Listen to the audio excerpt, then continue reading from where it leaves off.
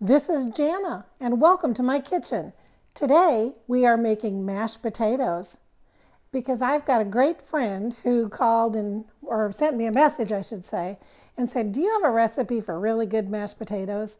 And you know, it's the simple things that I sometimes forget about because that is one of the main things for the holiday is really good mashed potatoes. And you've got to have those, and they can't be lumpy and they can't be weird. They can't be runny. They have to be just right and delicious. And so I've already started and I cut up potatoes, and I always say 1 pound of potatoes per person. I'm a northerner who lives in the South. Northerners love our mashed potatoes and gravy. And with the turkey season and Christmas coming up, I thought this is perfect that she asked that question. And so 1 pound of potatoes per person is about two potatoes this size. And so what I was going to show you what I do, I'm going to turn my water on to a trickle here, is I use a potato peeler because you're not wasting very much. If you do it with your knife, it's really hard to get it nice and thin off of there. In this way, you don't have to wash your potatoes first unless they're muddy. If they're muddy or dirty, then I would wash them before peeling them, or rinse them off anyway. And you want to get all of the little pieces of eye or anything off because it'll show. And so I just rinse it off. And I always look for spots or anything that could be a problem. And so what I'm going to do is I'm going to slice them all about the same. Be careful. And put them in plain cold water as you're peeling, or else they will start to quickly turn brown. I've got 2 more potatoes, but what I was going to... Anyway, here is something you really want to avoid. See this potato? It was in the bag, and it's squishy, and it had a lot of eyes. Eyes aren't a problem, but if you can see, it's soft. And you want to avoid soft potatoes. Big gashes or anything don't matter. If this potato only had eyes, you can take a knife and carefully cut them out like that. Simple, like here's a single little eye. Just like that. If this was springtime, do you know what you can do? You can cut a potato like this, the ones that are soft like this, and you might need to know this, so listen up. In the springtime, you can take a potato. See, this one has 1 eye. This has a couple eyes. This one didn't have any eyes. And you can take these, and what I always did was let them set in the sun for a day, kind of dry out a little bit. And you can plant these in the ground, and guess what? You're going to get more potatoes. And that's the truth. But these are those soft potatoes, so we are not going to cut those up today. So I'm going to just peel these last couple of potatoes, and then I'm going to show you what we're going to do to get these on the stove.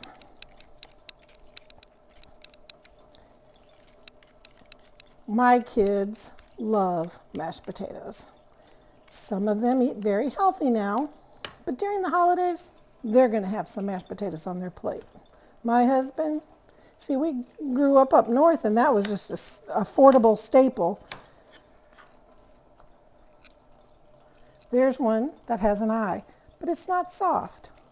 And so I'm just going to cut the eye out. See, and it's okay other than that eye. There. And when we lived up north and we were starting out in our marriage, we did really well for a while, but then we started having kids, and they're expensive.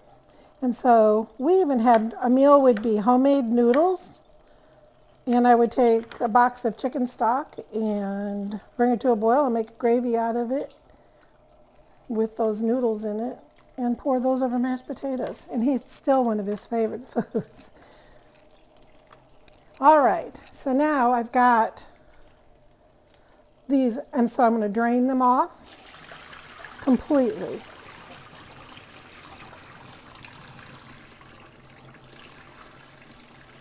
Because all those starches. Let me get this out of my way here.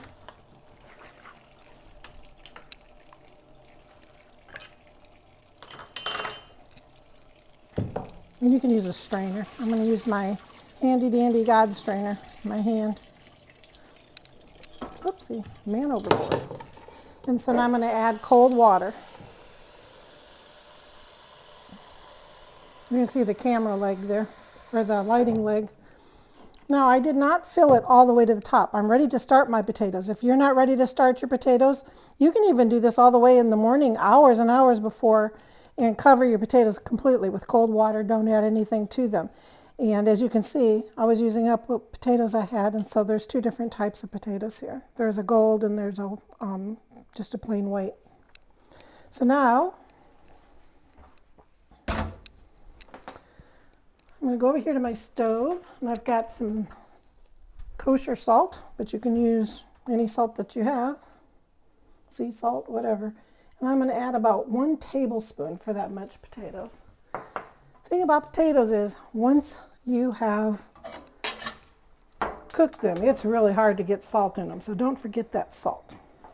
So I'm going to go ahead and start that. I'm going to put them on the back burner here.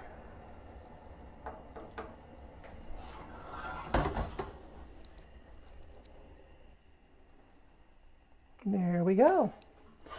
Now I'm going to heat this pan up.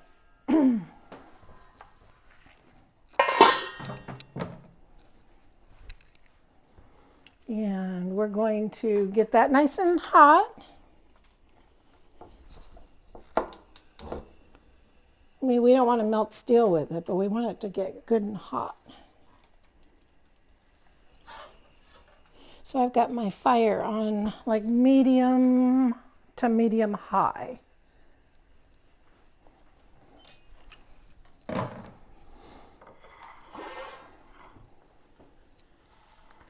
The recipe calls for 4 chicken breasts.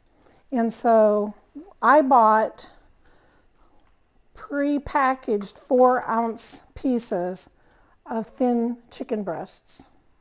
So it's going to take 2 of those to make 1 chicken breast.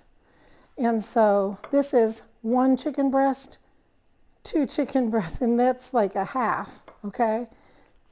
3 chicken breasts, 4 chicken breasts. I didn't have another package of, so this is like 1, 2, 3, 4 chicken breasts, okay? Because if you're going to be buying them at the store, they're normally pretty thick. And so we eat leftovers at my house. If you don't want to do all that, you do not have to do that, okay? But we're going to eat leftovers. But the recipe actually calls for 4 chicken breasts. And so what I'm going to do is I'm going to wash my hands here real quick, and I'm going to salt and pepper. So we like pepper at our house. If you don't like a lot of black pepper, don't put a lot of black pepper on.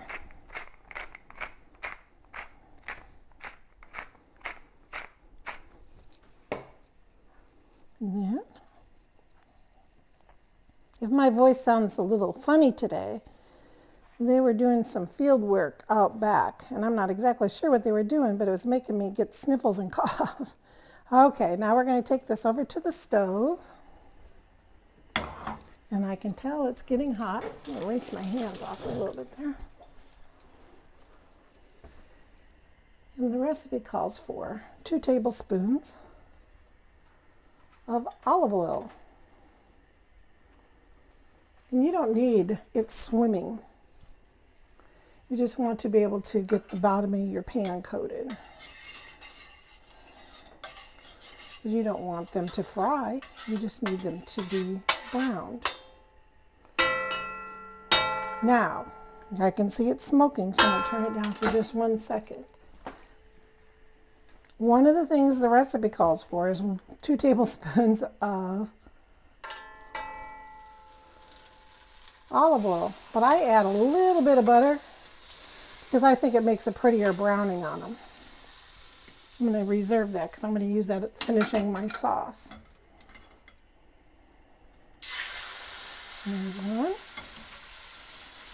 And you do not want to overcrowd your pan when you're doing the browning.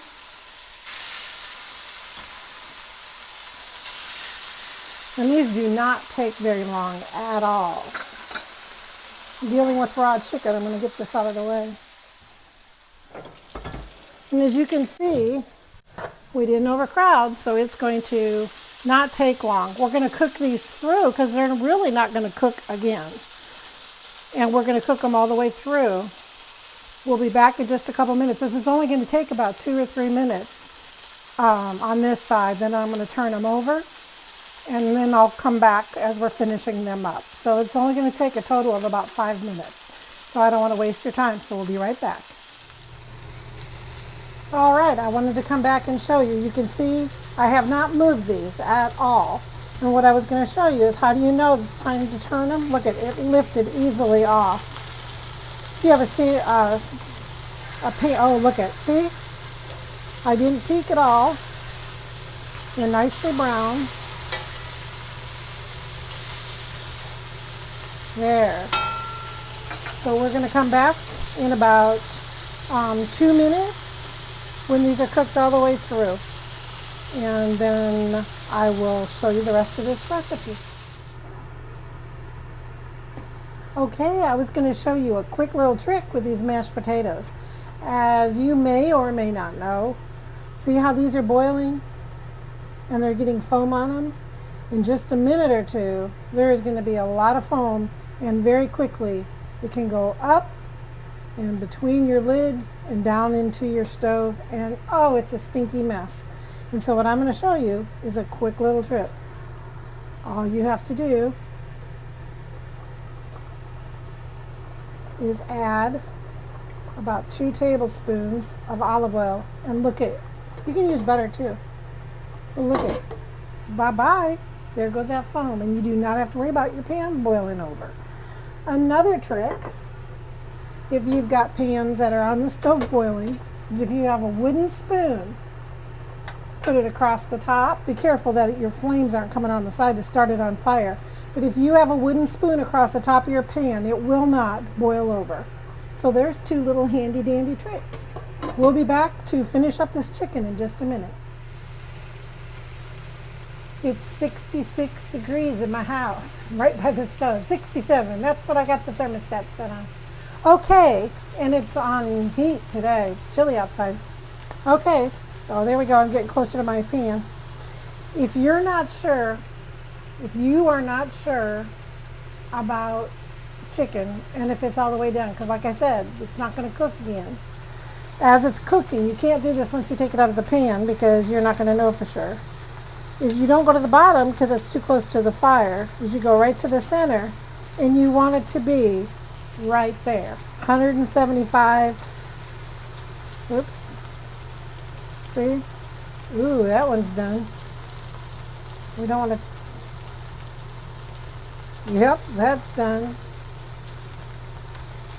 So theirs are done is basically what I'm telling you. Probably a little overdone on some of those chicken dinners, but they're going to be moist. There's the chicken that we did originally. And then I tent it with foil to make sure that it stays warm, because like I said, we're really not going to cook this chicken again. Ooh, that one looks delicious. I call dibs on those. And look at all that's on there is salt and pepper. And that's why I add a little bit of butter to the olive oil, is because you get that pretty browning, and I think that's a real important part of this recipe. Okay, so there we go, tenting it, and I'm keeping it on the stove near my fire. Just don't grab a hot plate, you know, when you're going to go. Just make sure. I have mama hands, and so just be careful. Use pot holders to move your pan around. Okay, now we have our drippings from that chicken.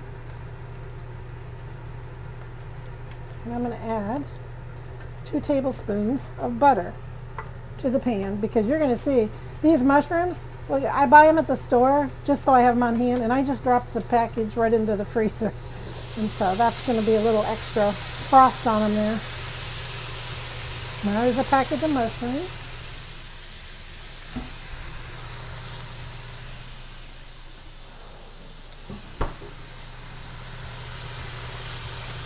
And get a spoon.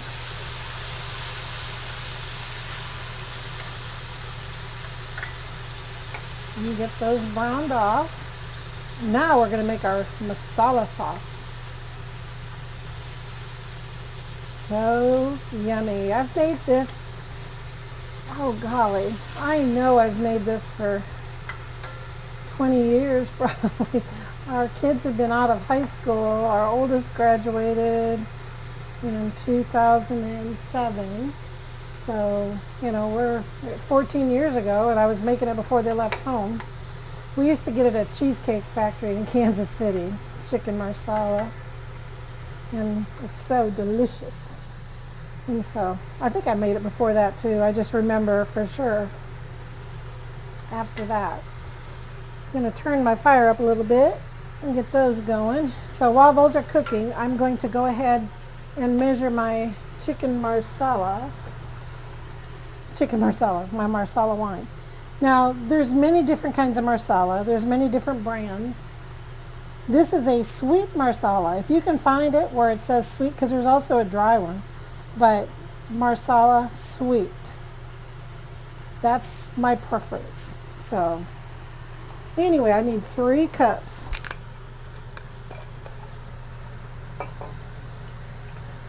Of chicken, boy, my brain is kind of goofy today. There we go. 3 cups. And there's 4 cups in here, so get that ready. And then I'm going to need 2 cups of beef stock. Even though we're doing chicken, we're going to use a beef stock. But if you only have chicken stock, then use chicken stock. That'll be just fine. Get a measuring cup here. And 2 cups.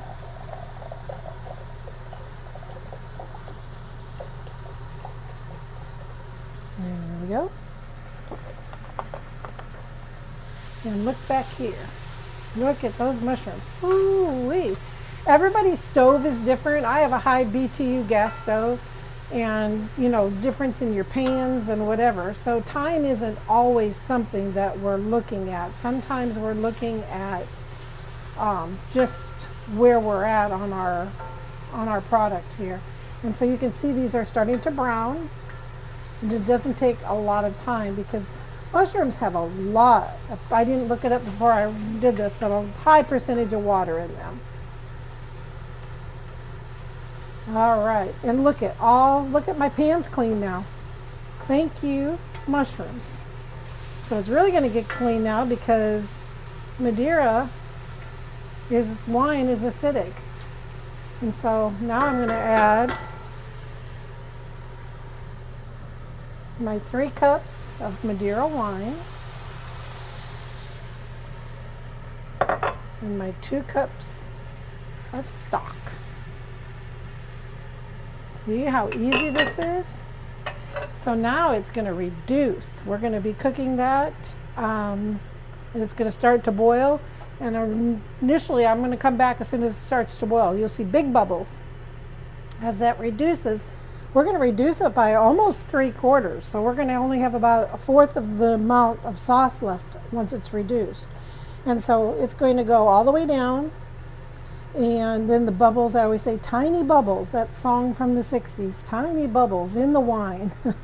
Make you feel happy, make you feel fine. My mom used to play that song. And so anyway, we're going to come back and we're going to show you how this advances. And a quick look over here at our potatoes. I'm going to check those.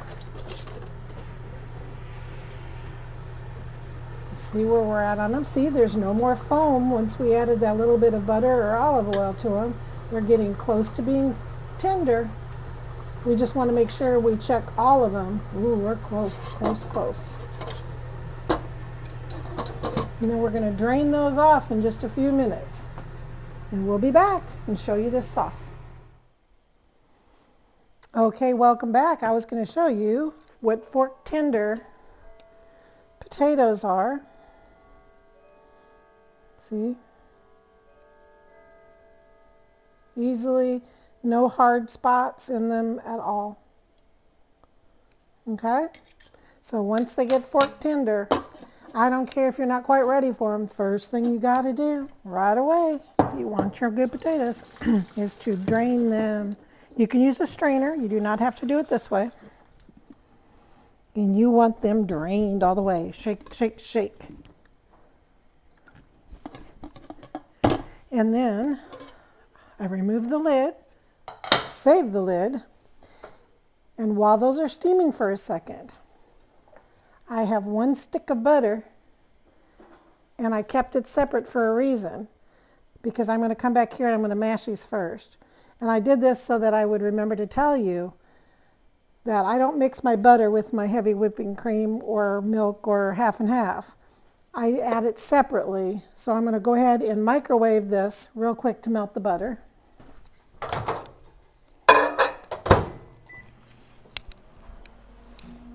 And then I normally let these steam for about, a minute or two, because what you want to do is you want to look and make sure.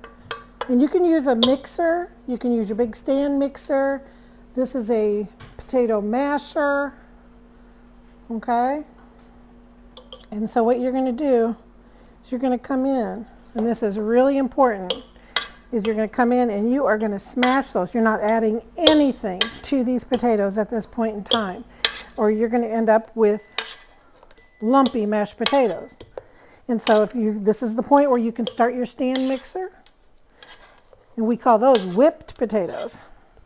These are mashed potatoes. You can do it either way. If you like a really light, airy, fluffy, really light and fluffy potato, you can put them in your stand mixer or your hand mixer.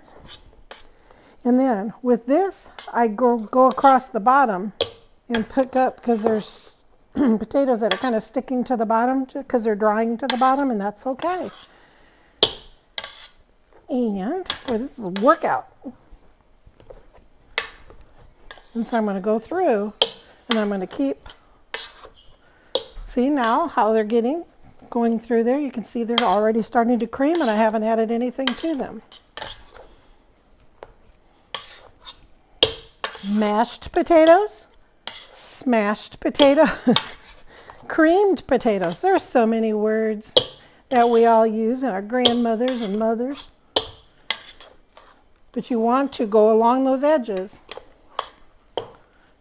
really well on the bottom. I'm using this as a scraper tool on the edges. And once my potatoes are smooth, whether it be in your stand mixer, your hand mixer, or your potato masher, okay? Now we're going to come get the butter.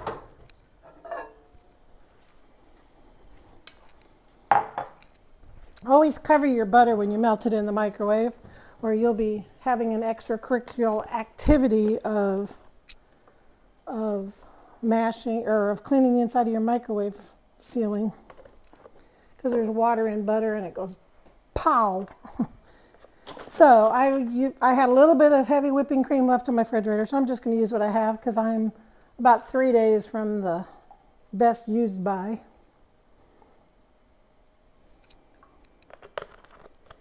Every potato is different. I'm eyeballing it.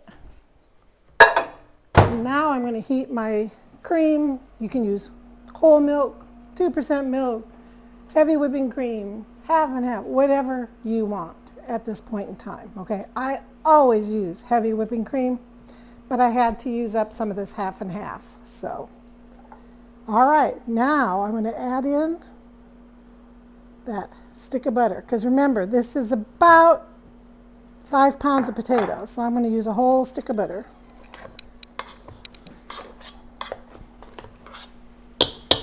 Now I'm just going to add that butter in, mash them, mash them, mash them. And you want to look for any lumps or anything too. This is the time to get them out before you add your cream. Now, this is a Jana. I've done this since I was a young woman. I'm not young, so I've done it a long time.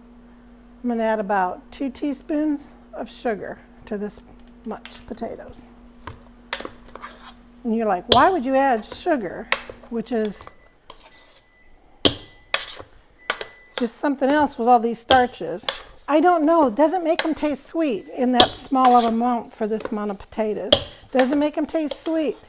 But people who eat my mashed potatoes always say, what makes your mashed potatoes so good and creamy and delicious? But they'd never say, ooh, these are sweet. Just that extra bit of love and extra bit of sugar. There, see how creamy these already are? And I haven't even added my dairy yet.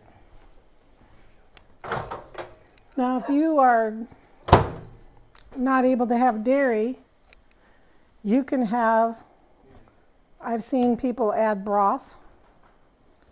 So now we're going to start adding that milk, that cream, and half. And you add it slowly. And it's going to act maybe a little bit runny at first, but then the starches are going to mix up with that milk. See, and already they're getting, and once they sit a few minutes, you might need to have a little bit more. I always reserve a little bit of more milk to add right before I serve, because they get a little bit stiff, just even waiting, even with the lid on.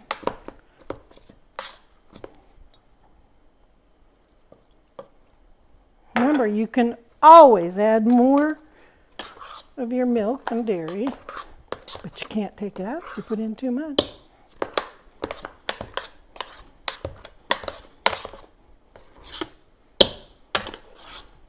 Now this is where personal preference comes in. How do you like your potatoes? Do you like them softer? Do you like them stand-up-y? Sometimes you might want it one way, and another time you might want it a different way. But with our chicken dish today, we're going to do it creamy, because we want them super creamy. I always have them extra creamy for Thanksgiving too, because there's more people. They stiffen up a little bit more while they're sitting in the dish, waiting for everybody to go pass it around the table or go through the buffet line, whatever your family does. If I would have added all of this in the beginning, it wouldn't look like this. You have to add it slow. Once again, whether it's your stand mixer. Now I'm going to reserve that little bit that's left in there for right before I serve them if I need it. Oh, those are going to be beautiful.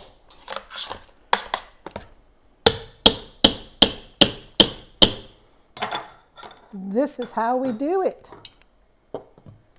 Now we're going to come over here and check on our sauce. Look how much that has reduced. That was full. And you can see that this sauce is just about done. So we're going to come back in just a couple minutes and we'll see the finished sauce.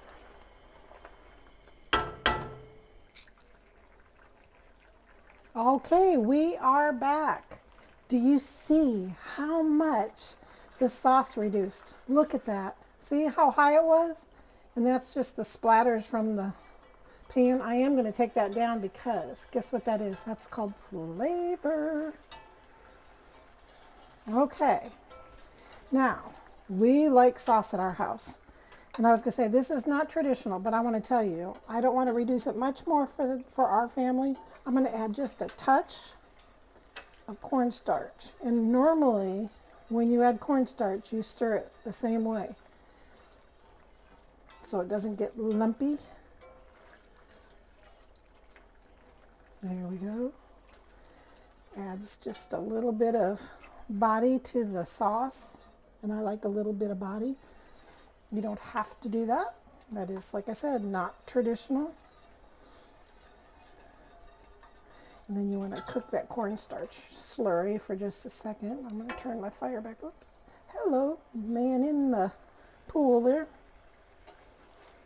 And now I like a shiny sauce. So I'm going to add a tablespoon or two of butter just to finish it off.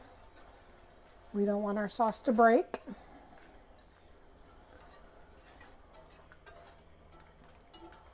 I did adjust my seasonings before the camera came on. I forgot to tell you that. I tasted it to see if it needed salt or pepper, and it did, to my tasting, need some salt and some pepper. And also, while it was reducing, I peeked under my chicken over here, and I noticed that I had a lot of the juice from the chicken. And I poured that juice off into my sauce. And so now, I forgot to tell you that, let's get my tongs here.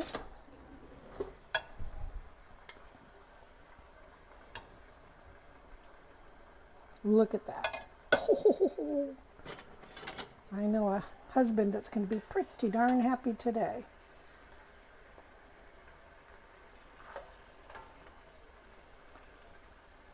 Look at. And you can serve this with asparagus.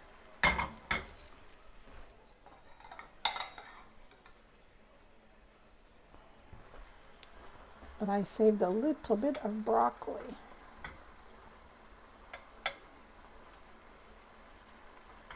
Off to the side. I'm going to shut that off. And now for my surprise. Pasta. If you're not a mashed potato person, you can serve this chicken over pasta. This is spaghetti, thin spaghetti. Look at that. Add a little bit of broccoli and it's like a Florentine. Sorry, I didn't have my plate ready. Gotta have 3. Can't have just 2 in there.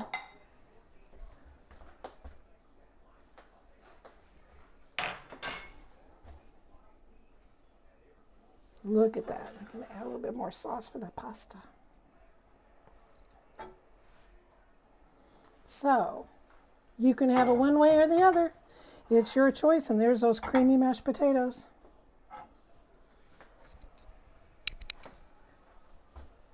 Look at. The recipe I'm going to have typed below. Go below the video, and you'll see on the right side a little pull down arrow. Just hit that arrow and the recipe will drop down, and that way you can copy it and use it for your family. So we have our chicken Madeira. We will see you soon, and have a great holiday.